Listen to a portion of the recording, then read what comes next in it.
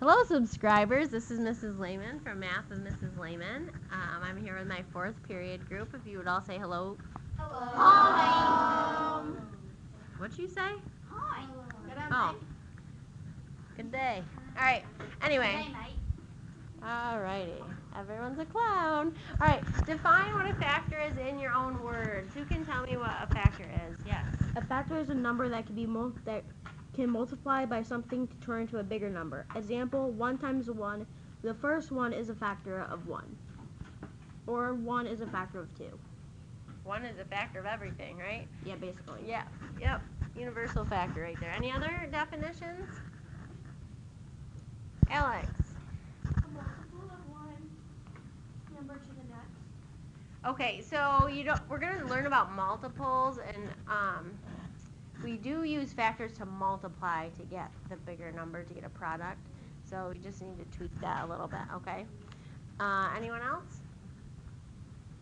Essentially, it's when you multiply two numbers. Jackson said a factor is something that you multiply by another factor, right, to get a product. So find the product of 4.3 and 0.8. Chris, which number are you going to put on top? 4.3. Yeah, that's going to make life a little easier. Let me just fix my computer because I have everything frozen. Unfroze. All right, now I've written 4 by accident. All right, so 4.3 times 0.8. All right, so 8 times 3 is 24. Carry your 2. 8 times 4 plus 2 is 34. Very good. Now, this is what's going to separate the people who are going to get this question correct and the people who aren't. And that's really where we put the decimal point. So where will the decimal point go? Will it go in front of the 3? Will it go between the 3 and the 4? Between both 4s, or at the end? What do you think, Hunter? It will be between both 4s. Who agrees with Hunter? It will go between. No one agrees with you, Hunter. Right? Where does it go, Jose? 3, 4. Very good. It goes between the 3 and the 4. Some kids get confused because when we're adding and subtracting, we want to make sure we're adding 10s with 10s, 1s with 1s, tenths with tenths, etc., etc. So in order to do that, we need to line up the decimal point. When we're multiplying, though, you set it up as if there are no decimal points, and then you have to count how many spots there are total past the decimal point. So in the problem, so here's 1, 2 spots. So you start at the end and move it over 2 jumps. Okay? So we need to work on that. Any questions? Jackson? Okay, the homework, we'll talk about that at the end, okay? All right, let's actually go through your homework. What we're going to do for this is I'll walk you through it. What I want you to do is go to page 29, and as we go through this, I want you to check to make sure you have each of these steps and see if you got the same outcome. If not, we got to figure out why, okay? So,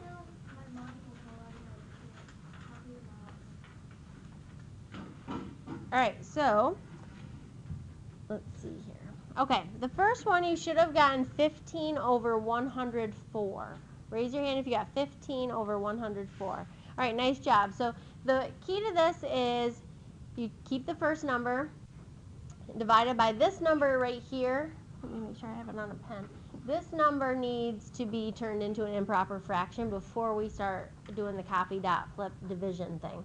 All right, so 26 divided by 5 is how you convert that. If you have that step done, good job.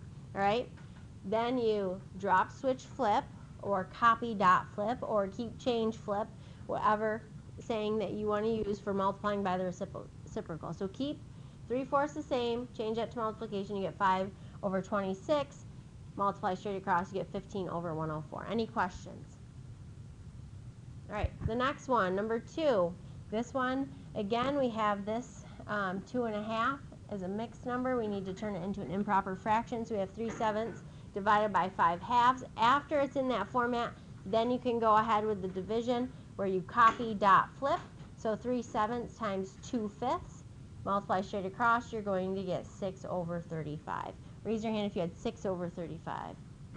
Woo woo. Any mistakes that you'd like to discuss? If you made a mistake, do you know where your mistake is?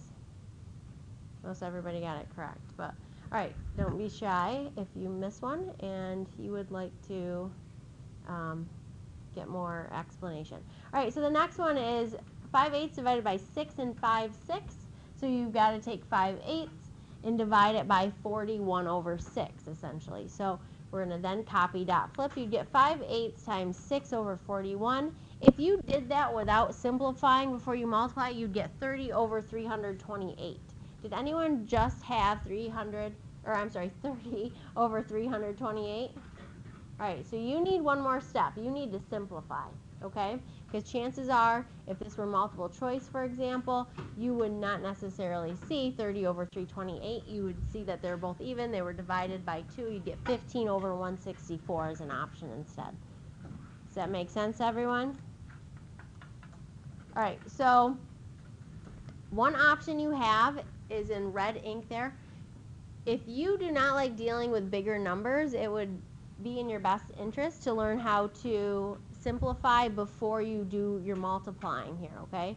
So you look diagonally. So 5 and 41, for example, in that problem, do not share any common factors greater than 1, right? So you would leave that alone. But sometimes you run into numbers like this. You have maybe 2 even numbers diagonal from one another. If you have that, you can simplify out that 2 early, right? And it's much easier to divide 6 and 8 by 2 than it is to divide 328 by 2. Not that that's difficult, but sometimes you end up with some pretty big numbers, okay, that you have to work with. Any questions on that? All right, let's move on to number 4, the last question, which was 5/8 divided by 8 and 3/10. So again, you would take 5/8 divided by 83 over 10. Copy, dot, flip that. You'd have 5/8 times 10 over 83.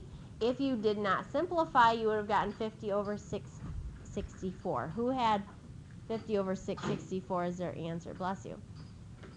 All right, so a few kids still, again, the moral of the story is simplify. 25 over 332. Who had 25 over 332? All right, very good. Again, you can simplify. When you look here, 5 and 83 do not have any common factors other than 1. 10 and 8, though, are both even. So if you divide those by 2, you would get 5 instead of 10 and 4 instead of 8. So 5 times 5 is 25. 4 times 83 is 332. Question, Alex? I did it differently and got a different answer. Okay, what did you do? I did it to 5 and 83 tenths. Mm-hmm. Then I simplified the 5 and the 10 to 1 and 2. Wait, hold on. Let's see. So we've got 5/8 divided by 83 tenths equals, why did you turn that into 1/8? You can't just change the numbers. Okay, and I think you're trying to simplify before you're even copy. You got to make sure you copy, dot, flip, and then you can do any simplifying, okay? So save, if you remember the saying, simplify before you multiply, then that might help you remember that you don't do it until you're to this multiplication stage, okay? You don't want to simplify here. I know the viewers can't see like where I'm pointing, but you can't simplify. This is a no-no. You can't do anything with this 5 and this 10 because it's not in this format yet. Does that make sense to everybody? All right, good point to bring up though. All right, so we are going to move on to greatest common factor. So if you guys could go to page, I cannot talk today. If you actually go to the back of your module book, we have a few more notes we need to take. Yesterday we took some notes on what is a factor, and we said numbers multiplied to get a product. We also defined a prime number as a number that has only 2 factors, 1 and itself. So an example of that is 13. Who can give me another example of a prime number? DeQuaylen. 15 is not prime because you can multiply it by what? Or you multiply what to get it, I should say. 3 times 5. Yep. All right. What do you think, Connor? 17. 17 is prime. Very good. Alex? I was going to say 11. 11 is prime. Good. Kyla? 3. 3 is prime. Good. 5. 5 is prime. Yes. 31. 31 is prime. You're getting to big numbers now. 73. 73. Ooh. All right. And yes. 7. Very good. What about 2? Is 2 prime? Yes. No. Yes, it is. yes. It is prime. It's the only even number that is really considered prime, because any number above that, we just say we can divide it by 2, right? If you divide 2 by 2, it's only 2 divided by 2 is 1, right? So you still only have 1 in itself as factors. So even numbers other than 2 are not prime. Does anyone know what we call those other numbers that are not prime? Ethan, what do you think? All right, you want to say into the microphone? Composite numbers? Very good. Composite. So that's what we're going to define. Oh, I am struggling with language today. All right. Composite. We are going to define composite. So those are numbers, or a number that has more than 2 factors.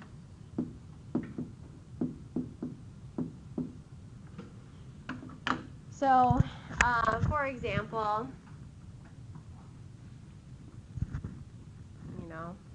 let's give some examples. What are some composite numbers? Kyla? 10.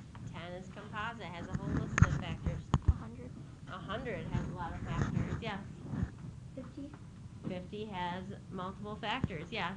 3 million. 3 million certainly would have a number of factors as well. All right, so those are all considered composite numbers, okay? So, any questions on that? All right, let's get back to what we were working on yesterday, which was focusing on greatest common factor. We did this page, we made lists of common factors, we practiced here, and I believe we were at the point where we needed to talk about the ski club, right? So if you go to page 31 in your book, it's 30 on my smartboard, but if you go to page 31, we already answered that top one, so we've got to talk about the ski club. Let me get that to the top of the page.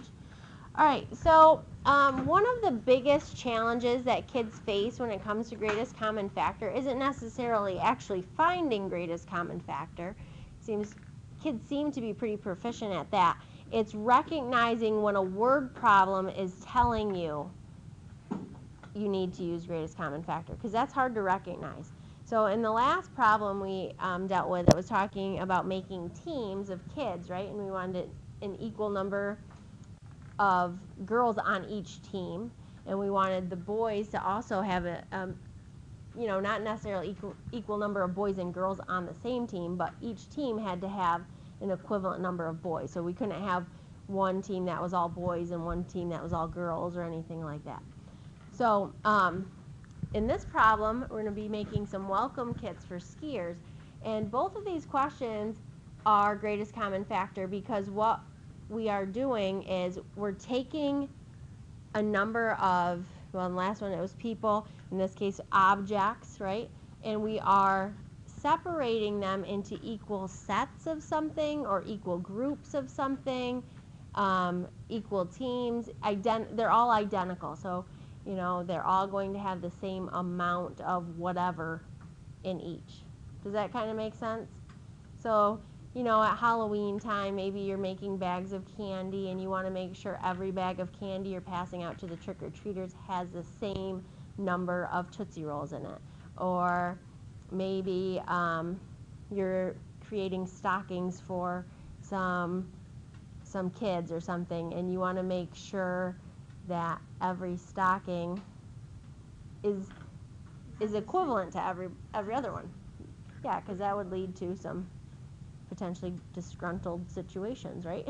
So, so whenever you read a word problem, and it's more than just dividing something, you know, it's not like you have 5 candy canes and you have 5 stockings, you know, like that'd be super easy. You just divide 1 stocking per candy cane, right? It's like you have 10 candy canes and you have, 15 chocolate oranges and you've got, I don't know, you name it, and they've all got to be sorted so that everyone gets an equal amount of everything. I don't know. That's when you would use greatest common factor. All right? So I think the best thing we can do is get to the example. So I'm starting to ramble. All right, the ski club members are preparing identical welcome kits. That's kind of one of those key phrases that will tell you use greatest common factor. They have 60 ham warmers.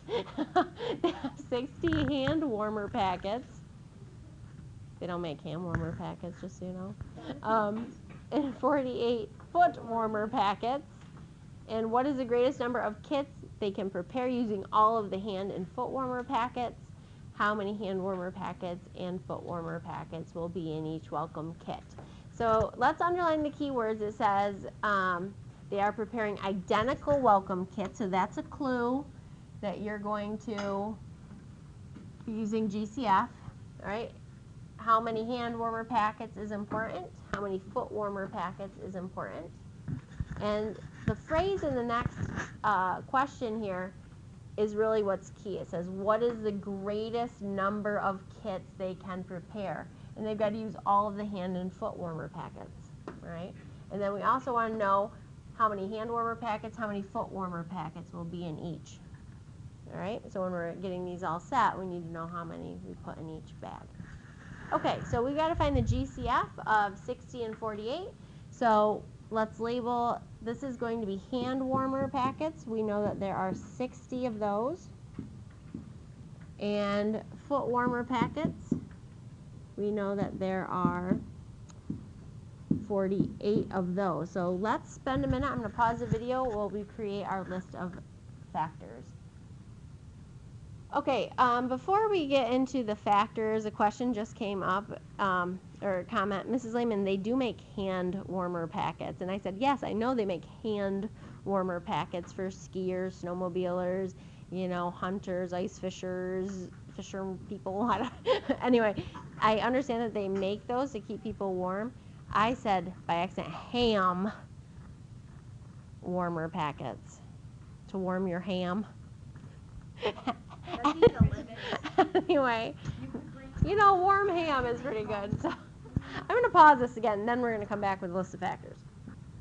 Okay, so we have our list here. Who can tell me what is the greatest factor that is on both lists? Jacob.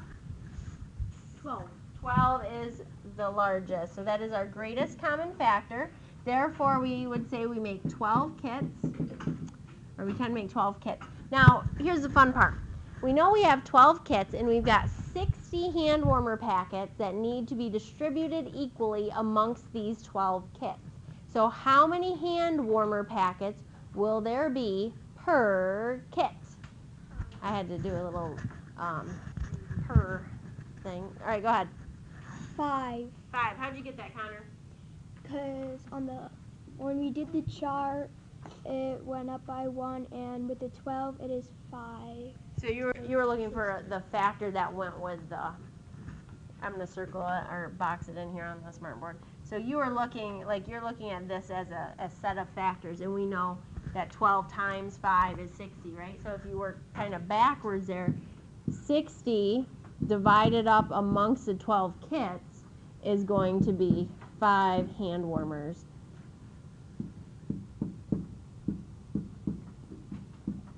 All right, so we've got to do the same thing. We've got how many foot warmers? How many total foot warmers?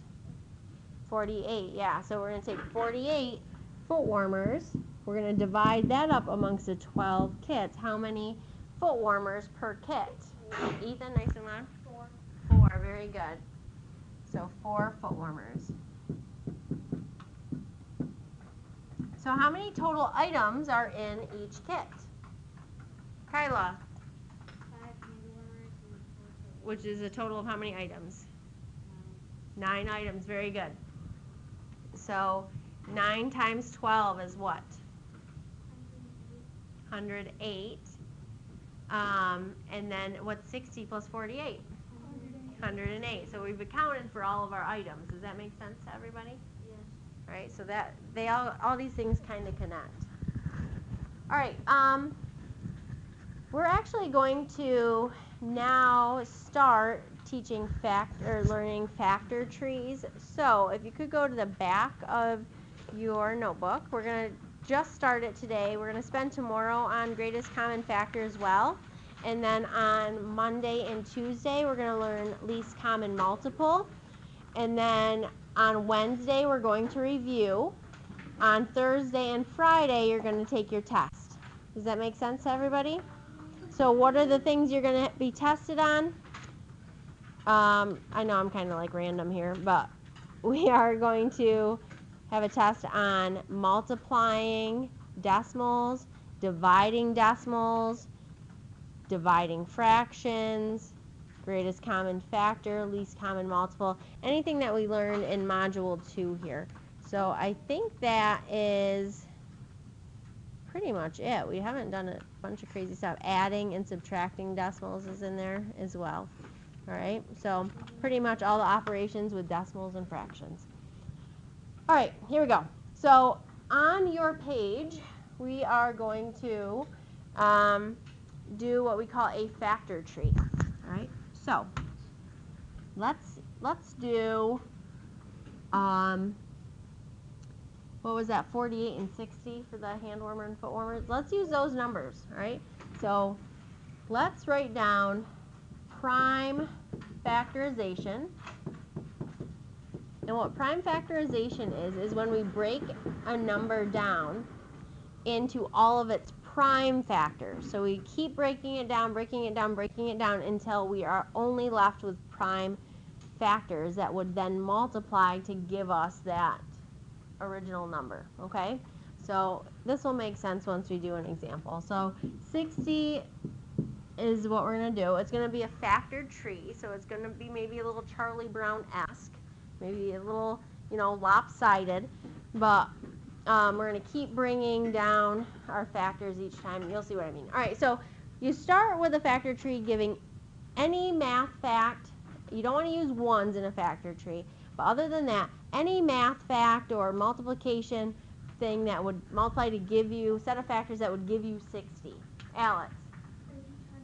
30 times 2 would work. So I recommend putting the lower number on the left and the larger number on the right, because we're going to be writing these factors from least to greatest. So what we do is we circle it if it is a prime number, okay? Because our goal is to break this all down until we get prime numbers. So we're going to circle that. We have 30 as a composite number. We're going to break that down further. All right, who can give me a math fact that gives us 30? Star. 2 times 15. 2 times 15, okay. Very good. 2, circle the 2.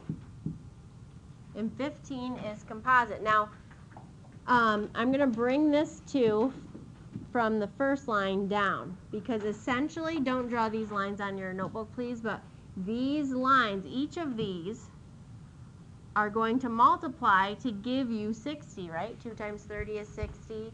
2 times 2 is 4. 4 times 15 is 60, right? So we're going to keep going, breaking it down each time, but each line will multiply to 60. So the only number we have left to break down is 15. Who can tell me what that would be? Hunter.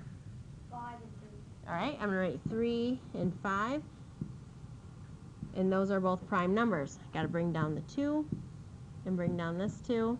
So again, like I said, it's going to be a tree, not perfectly symmetrical always, but that's okay.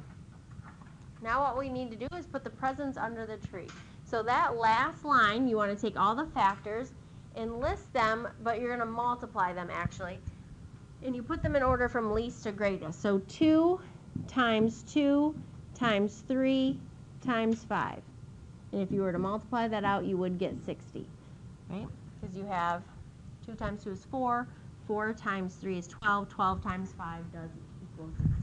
If you've done that correctly, this row right here should all be prime numbers, and it should multiply to give you your original number. Okay? Make sense, everybody? All right, we're not done yet. Let's do one for 48. It does not matter what set of factors you use as long as it multiplies to 48. Bryson. 4 times 12, okay. Or I'm going to put on the left, 12 right here. All right, those are both composite, so I need to keep breaking them down. What times what will give us 4? Very good. 2 times 2. Those are both prime, so I'm going to circle those. 12, what can we break down 12 into? Cassie. Very good. So I'm going to write 2 times 6, or 2 and a 6 here. 2 is prime. I can't break that down any further. But 6 I can break down. What can 6 be broken down into? Ethan. 3 times 2. I'm going to write 2 times 3. All right, and those are both prime. So I'm going to bring down all of these numbers. So how we would write this is 2 times 2 times 2 times 2 times 3 equals 48. Now I'm going to give you a little preview of another way, a little more of an advanced way to write this. So we have 1, 2, 3, 4 2's, right? It's all being multiplied. 2 is being multiplied by itself 4 times, so 2 is our base, and it's going to have an exponent of 4. Very good. And that does not mean 2 times 4. It means 2 times itself 4 times. Times 3 would equal 48. All right? So let's just test to make sure we have this correct. 2 times 2 is 4. Times 2 is 8. Times 2 is 16. 16 times 3 is that 48? Yes, it is. So we're good. All right? So now, how can we use this to figure out the greatest common factor? So what you would do is, I like to explain it as playing Go Fish, all right? So 60 and 48 are playing Go Fish. And so these are the cards in blue that 60 has, and red has this deck of cards, okay? Or this hand of cards. And 60 is asking is asking 48, do you have a 2? If they have a match, you're going to put it in a pile down below, okay? Does that make sense? So 60 is going to say, hey, do you have a 2? Yeah, I've got a 2. So there you go. There's one of the 2's. Do you have another 2? Yes, I do. So they have 2 2's in common, right? And then 60 is going to say, hey, do you have a 3 in common? Do we have a 3 in common? And 48 is going to go, yeah, I've got a 3. Right? Do you see that? And then 60 is going to say, hey, how about a 5? Is there a 5 in common? No. And then, you know, it's 48's turn. Like, hey, you got any more 2's? No. They're done, right? They found all their matches. So when you go ahead and multiply this out, 2 times 2 times 3, so 4 times 3 is what? 12.